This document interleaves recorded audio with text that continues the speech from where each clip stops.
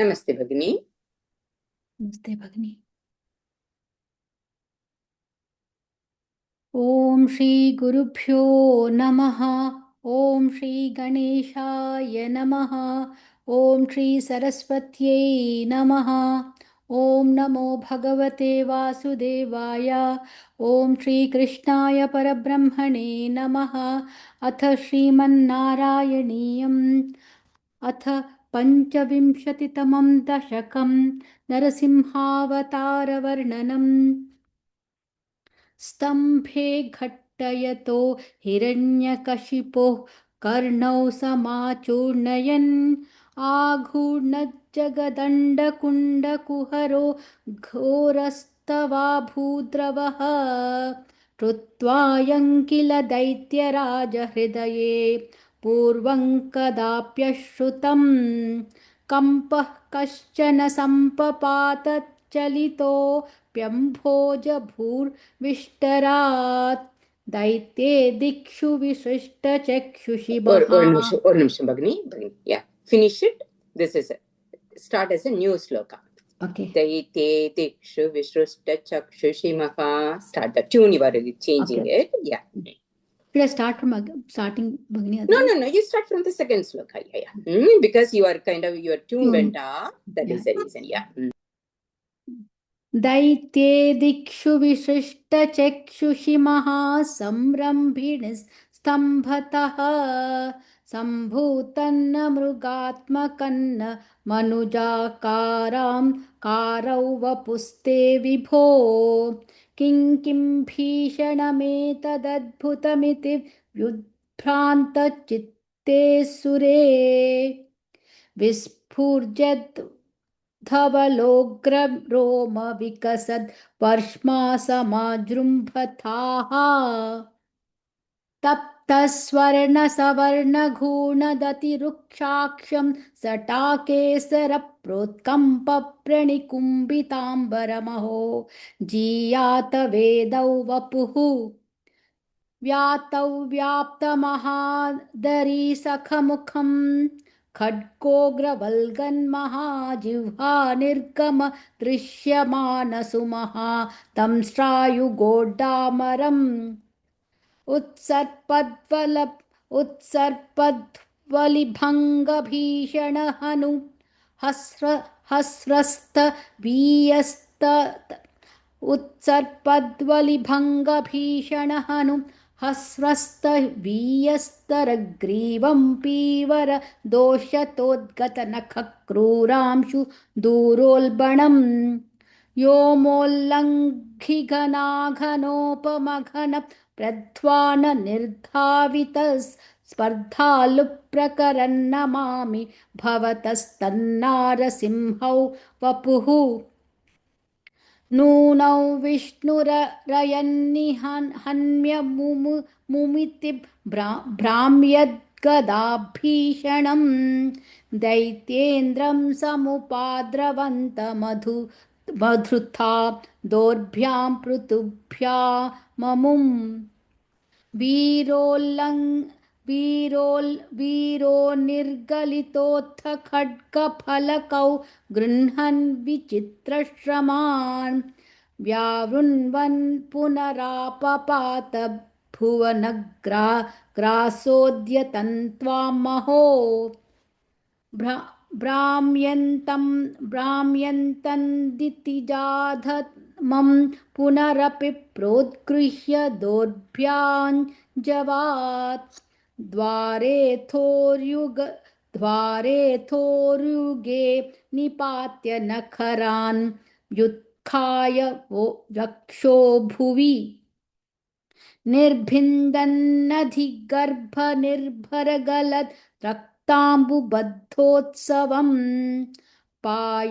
पायमुदैरयो बहुजगद् संहारि सिंहारवान् त्यक्त्वा तं हतमाशु रक्तलहरी सिक्तो न मध्वर्ष्मणि प्रत्युत्पत्य समस्तदैत्यपटलीं चाखाद्यमाने त्वयि भ्राम्यद्भूमिविकम्पितां बुद्धिकुलौ व्यालोल शैलोत्करम् प्रोत्सर्पत्खचराञ्चराचर महो दुःस्थामवस्थान् दधौ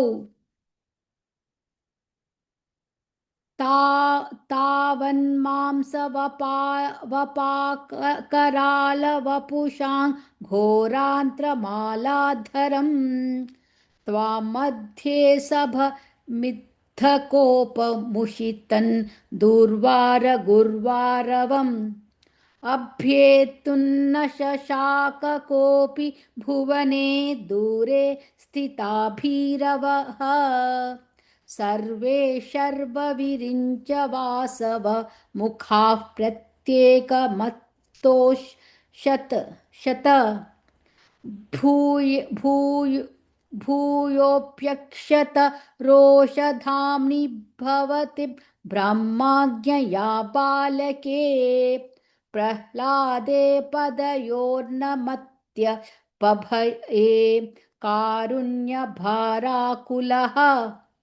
शान्तस्त्वङ्करमस्य मूर्ध्नि समधा स्तोत्रैरथोद्गायतः तस्या कामधियोऽपि ते निथवरल्लोकाय चानुग्रहम् एवन्नाटितरौद्रचेष्टितविभो श्रीतापनीयाभिधश्रुत्यन्तस्फुटगीतसर्वमहिमन् नत्यन्तशुद्धाकृते तत्ताधृङ्निखिलोत्तरं पुनरहो कस्त्वां परो लङ्घयेत् प्रह्लादप्रिय हे मरुत्पुरपते सर्वात्मयात् पाहि माम् नारायणाखिलगुरो भगवन्नमस्ते नारायणाखिलगुरो भगवन्नमस्ते Very good. Uttamam Bhagini.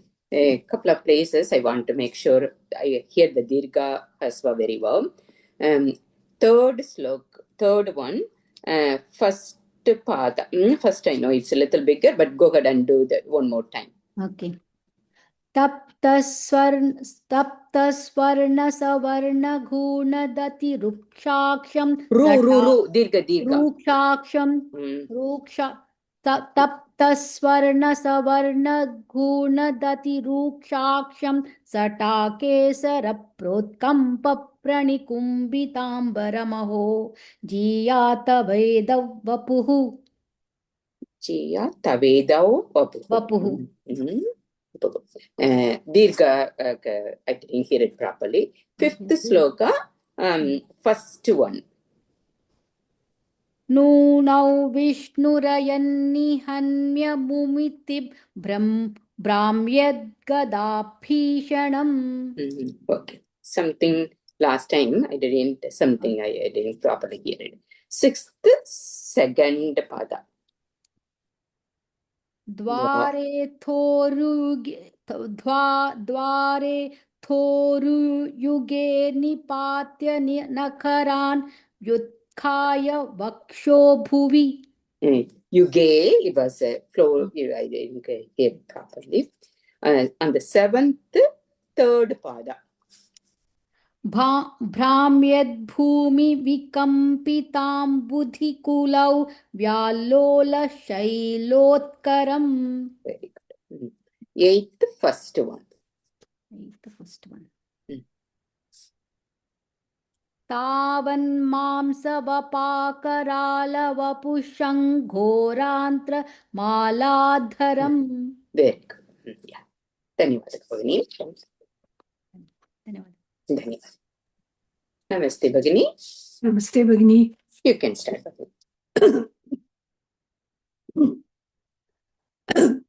अथ पंचविंशतितमं दशकं नरसिंहावतारवर्णनं स्तम्भे घट्टयतो हिरण्यकशिपो कर्णौ समाचूर्णयन् आगूर्णजगदण्डकुण्डकुहरो घोरस्तवा भूद्रवः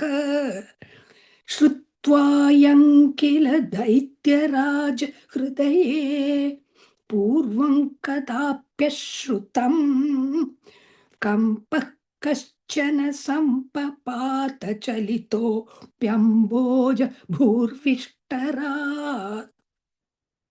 दैत्ये दिक्षु विसृष्टचक्षुषि महा सम्भ्रम्भिणिस्तम्बतः सम्भूतन्न मृगात्मकन्न मनुजाकारौ वपुस्ते विभो किं भीषणमेतदद्भुतमिति व्युद्भ्रान्त चित्ते सुरे विस्फुजद्दवलोग्ररोम विकसद् वर्ष्मा समाजुम्बताः तप्तस्वर्णसवर्णघूर्ण दधिरूक्षाक्षं सटाकेशर प्रोत्कम्ब प्रनिकुम्बिताम्बरमहो जीयात वेदौ वपुः व्याप्तमहाधरी सकमुखं खड्गोग्रवल्गन् महा जिह्वा निर्गम दृश्यमान सुमहा दंष्ट्रायुगोड्डामरम् उत्सर्बत्वलिभङ्गभीषणहनु ह्रस्वस्तवीयस्तरग्रीवं पीवरदोषतोद्गतनकत् क्रूरांशु दूरोल्बणम् व्योमोल्लङ्घि घनागनोपमगमन प्रध्वान निर्धावित स्पर्धालु प्रकरन् नमामि भवतस्तन्नार सिंहो वपुः नूनौ विष्णुरयन् निहन्म्यमुमिति भ्राम्यत् गदाभीषणम् दैत्येन्द्रं समुपाद्रवन्तमधृता दोर्भ्यां पृथुभ्याममुम् वीरो निर्गलितोत्तखड्गपलकौ गृह्णन् विचित्रश्रमान् व्यावृण्वन् पुनरापपात भुवन ग्रासोद्य तन्त्वामहो भ्राम्यन्तन् दितिजाधमं पुनरपि प्रोद्गृह्य दौर्भ्याञ्जवात् द्वारे तोरुयुगे निपात्य नखरान् व्युत्काय वक्षो भुवि निर्बिन्दन्नधिगर्भ निर्भरगलत् रक्ताम्बुबद्धोत्सवम् पायमुदैरयो बहुजगत् संहारि सिंहारवान् त्यक्त्वा तं हतमाशु रक्तलहरी सिक्तोन्नमद्वर्ष्मणि प्रत्युत्पत्य समस्तदैत्यपटलीन् चाकाद्यमाने त्वयि भ्राम्यद्भूमिविकम्पिता बुधिकुलौ व्यालोल शैलोत्करं प्रोत्सर्पत्कचरन् चराचरमहो दुस्तामवस्थान् दधौ धावन्मांसवपाकराल् वपुषं घोरान्त्रमालाधरम् त्वां मध्ये सबमिद्ध कोपमुषितन् दुर्वार गुर्वारवम् अभ्येतुन्न शशाक कोऽपि भुवने दूरे स्थिता भीरवः सर्वे शर्वविरिञ्च वासव मुखाः प्रत्येकमस्तोषत भूयोऽप्यक्षत रोषधाम्नि भवति ब्रह्माज्ञया बालके प्रह्लादे पतयोर्नमत्यपभये कारुण्यभाराकुलः शान्तस्त्वङ्करमस्य मूर्ध्नि समदास् स्तोत्रैरथोद्गायतः तस्या कामधियोऽपि ते नितवरल् लोकाय चानुग्रहम् एवन्नाटितरौद्रचेष्टित विभो शीतापनीयाभितस्मृत्यन्तस्फुटगीत सर्वमहं महिमन्नत्यन्त शुद्धाकृते तत्तादृन्निखिलोत्तरं पुनरहो कस्त्वां परो लङ्घये प्रह्लाद प्रिय हे मरुत्पुरपते सर्वामयात् पाहि माम् नारायणाखिल गुरो भगवन् नमस्ते नारायणाखिल गुरो भगवन् नमस्ते Uttam Bhagini. Only two places I just want to make sure I heard it properly. The fifth sloka, last pada. पायं ஒரு पायमुदैरयो நிமிஷம் fifth last pada. ओ फिफ्थ Vyavran. Yes. व्यावृण्वन् पुनरापपात् भुवनग्रासोद्यतन् त्वामहो Okay. And sixth, second pada. Okay. Second and third combined as rest of the things. Second and third combined. No. Second and third. That's what I meant. द्वारे तोरु युगे निपात्य नखरान् व्युत्खाय वक्षो भुवि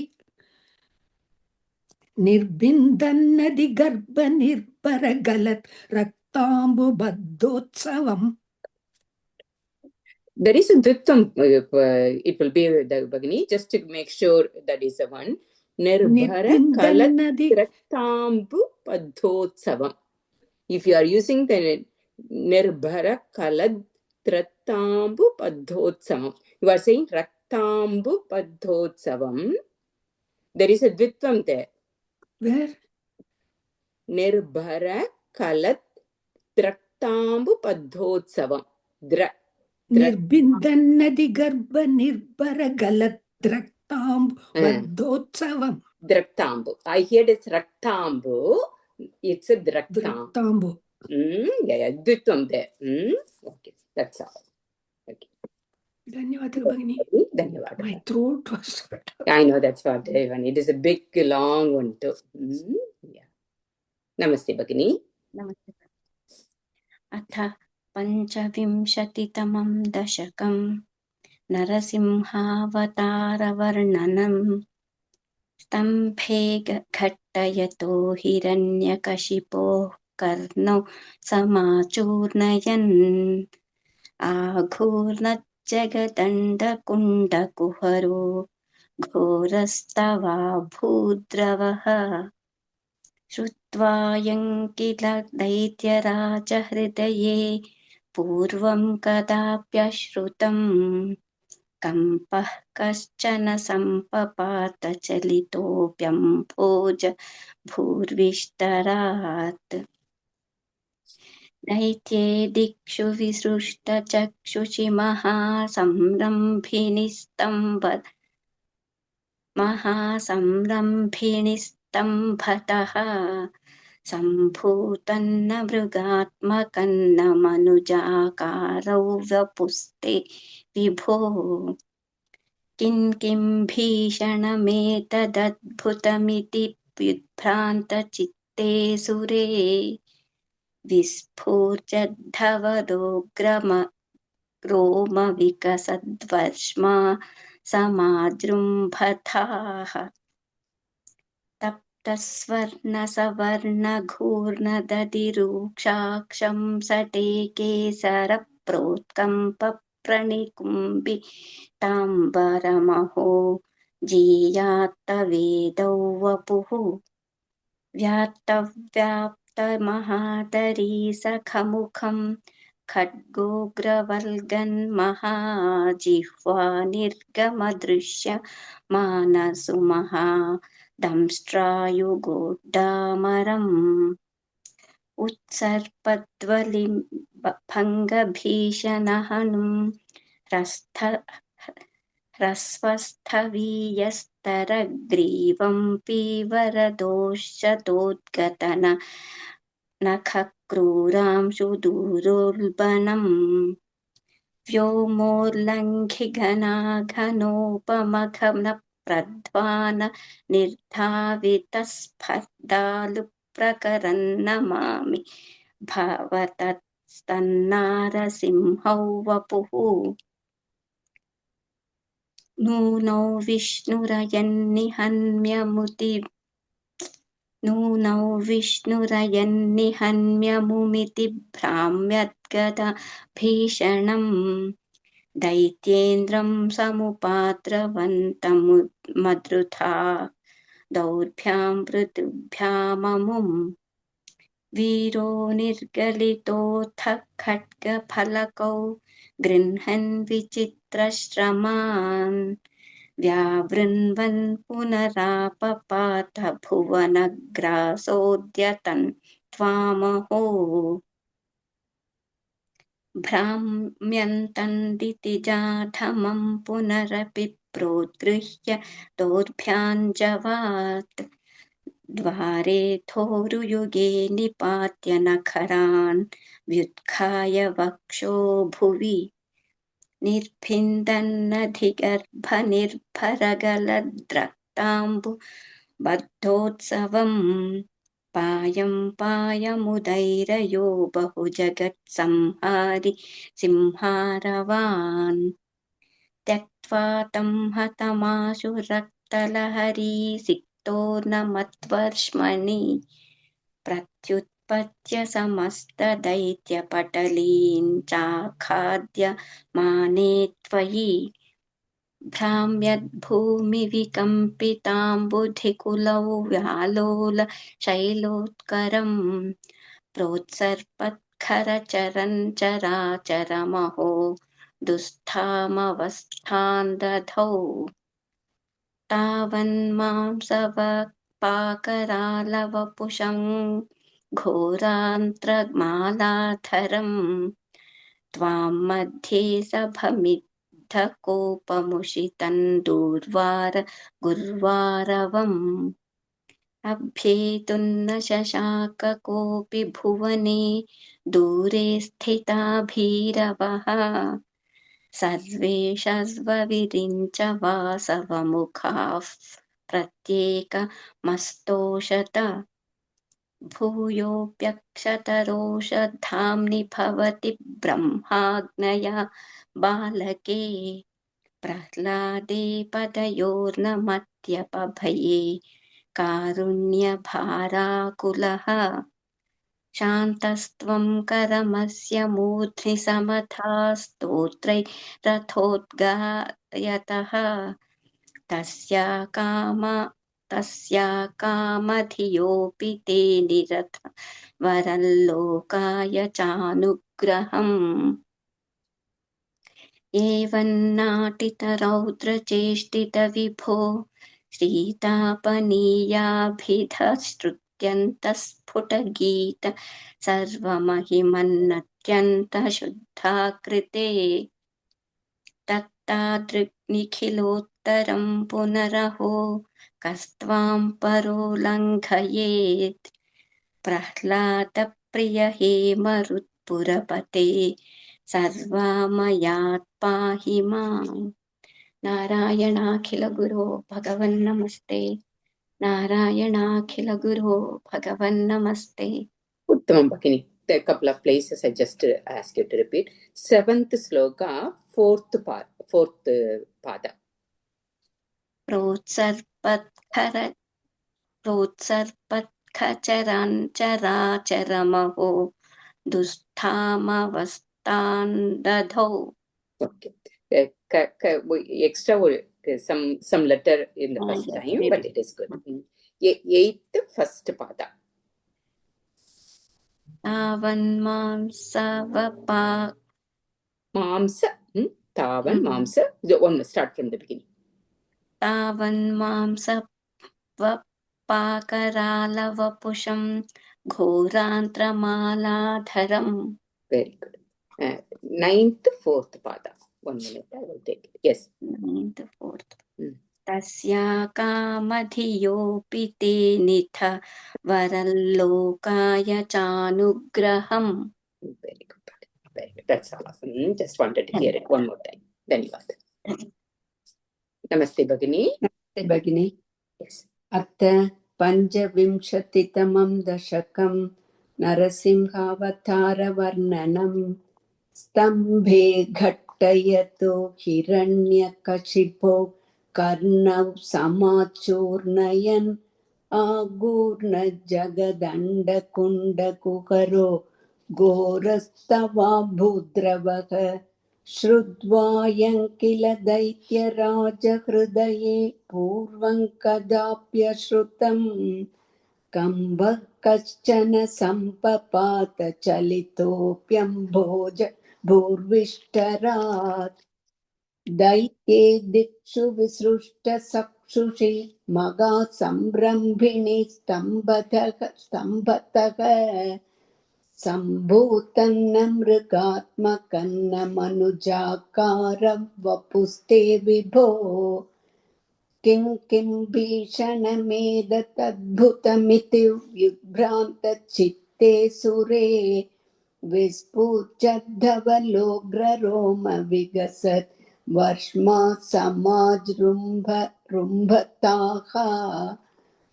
तप्तस्वर्णसवर्णकूर्ण तदिरुक्षाक्षं सडाकेसरप्रोत्कम्बप्रनिकुम्बिताम्बरमहो जीयातवेदवपुः व्याप्तौ व्याप्तमहादरी सकमुखं खड्गोग्रवल्गन्महाजिह्वा निर्गमदृश्यमानसुमहा दंष्टरायुगोडामरम् उत्सर्बत्वलिभङ्गभीषणहनु ह्रस्वस्तवीयस्तरग्रीवं पीवरदोषदोद्गतनखक्रूरां सुदूरोल्बणम् व्योमोल्लङ्घिघनागनोपमकनप्रध्वाननिर्धावित स्पर्धालु प्रकरन् नमामि भवतस्तन्नारसिंहौ वपुः नूनौ विष्णुरयन्निहन्य मुमिति भ्राम्यद्गदाभीषणम् दैत्येन्द्रं समुपात्र वन्दमतृद्धादोर्भ्यां पृथुभ्याममुम् वीरो निर्गलितोत्तगड्गफलकौ गृह्णन् विचित्रश्रमान् व्यावृण्वन् पुनरापपात भुवनक्रासोऽत्यतन्त्वामहो भ्राम्यन्तं दितिजाधमं पुनरप्रोद्गृह्य दोर्भ्याञ्जवात्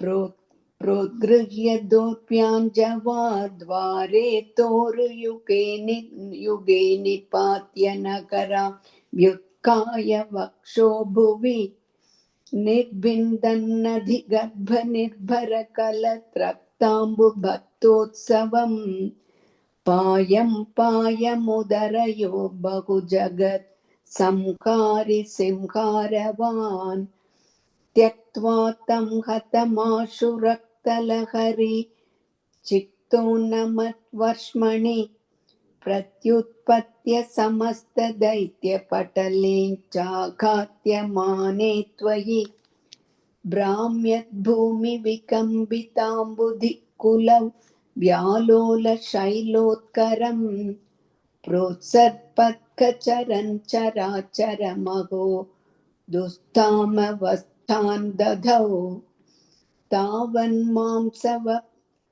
तावन्मांसवपाकरालवपुषं घोरान्तरमालाधरम् त्वां मध्ये सबमिद्धकोपमुदितं दुर्वारगुर्वारवम् अप्येतुं न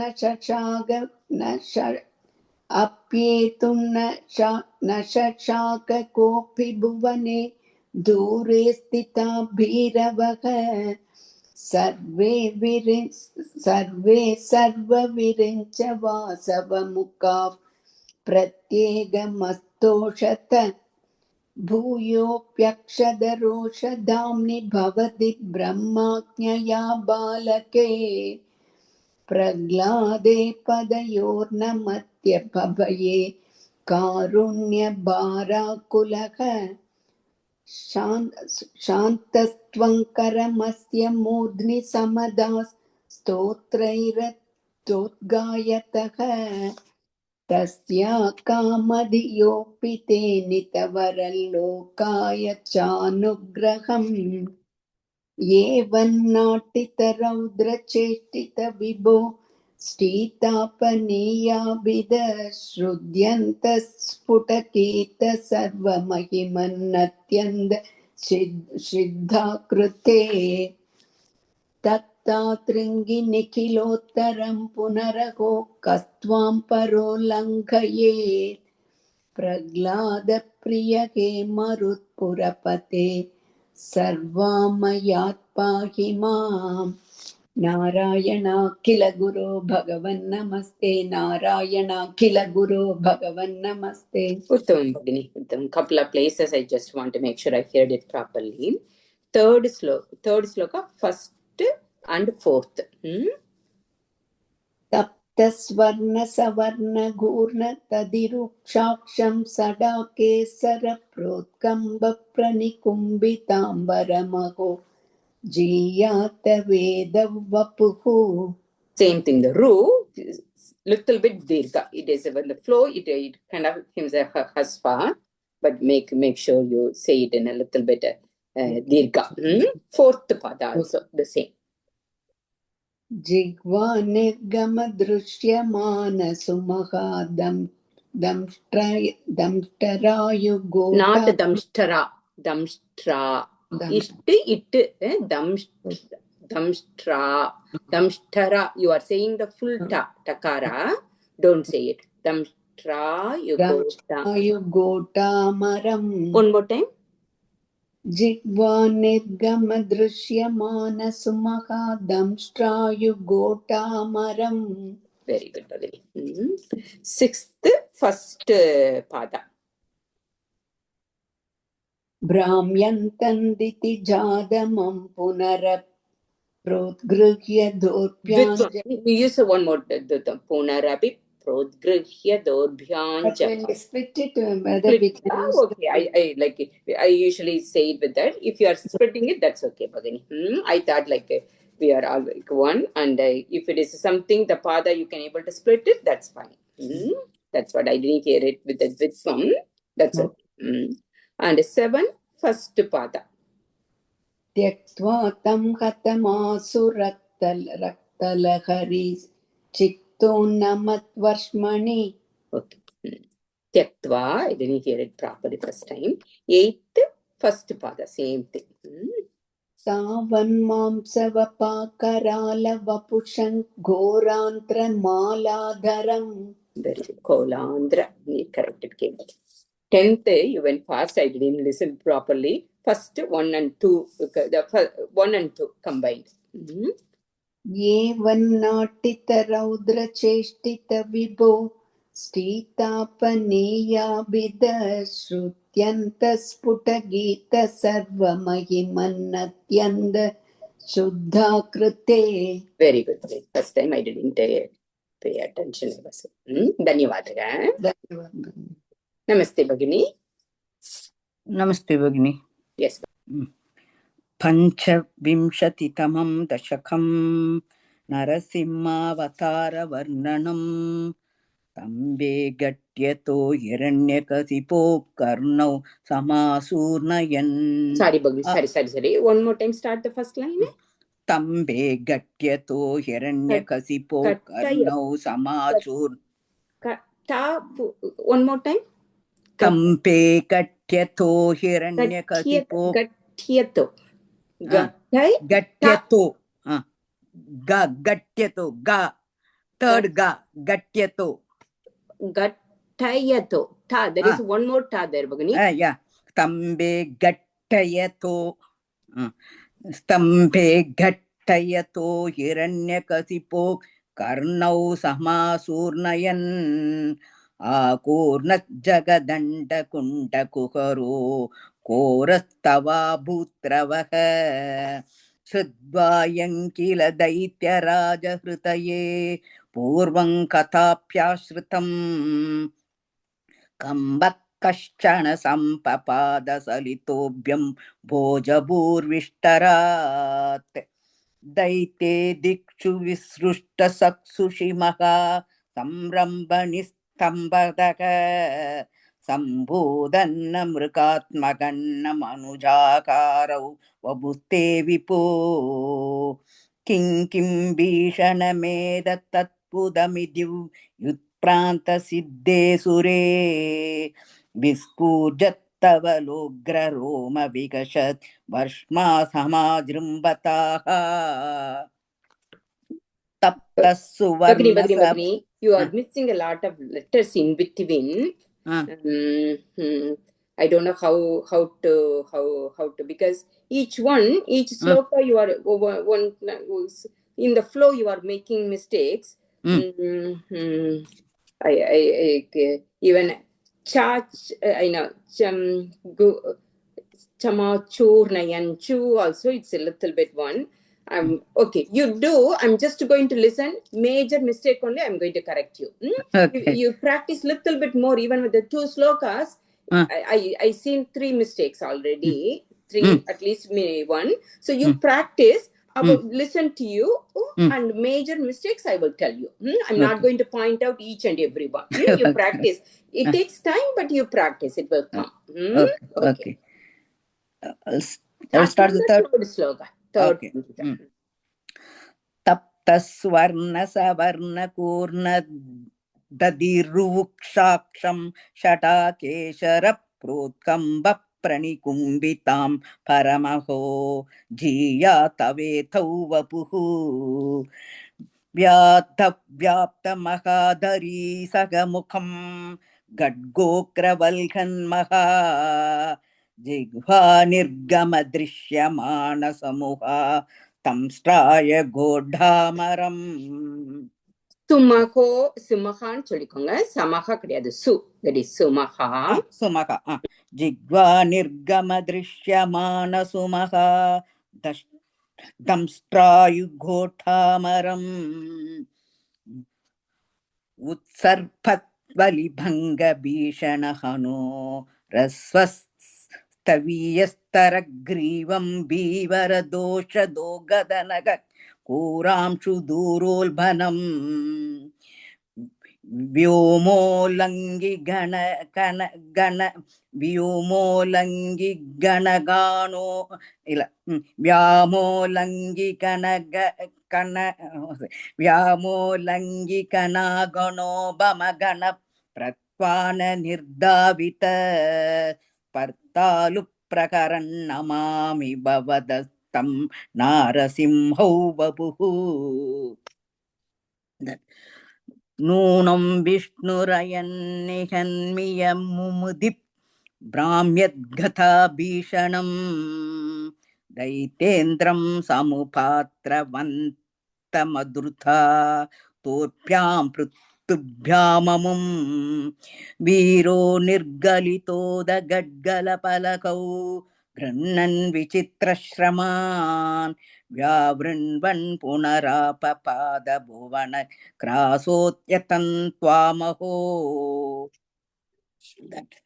भ्राम्यत्तन्दिजातमदं पुनरभिप्रोद्गृह्य तोर्भ्याञ्जवात् त्वारे तोरुयुगे निपात्य नगरान् विद्धाय वक्षो भुवि निर्बिन्दन्नदिगर्भ निर्भरगलत् द्रक्ताम्बुभक्तोत्सवम् पायं पायमुतैरयो बहुजगत् संहारि सिंहारवान्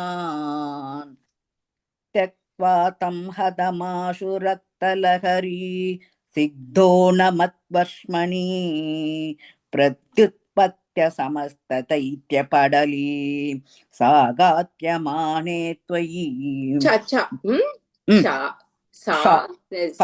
No, don't use Saraswati sa.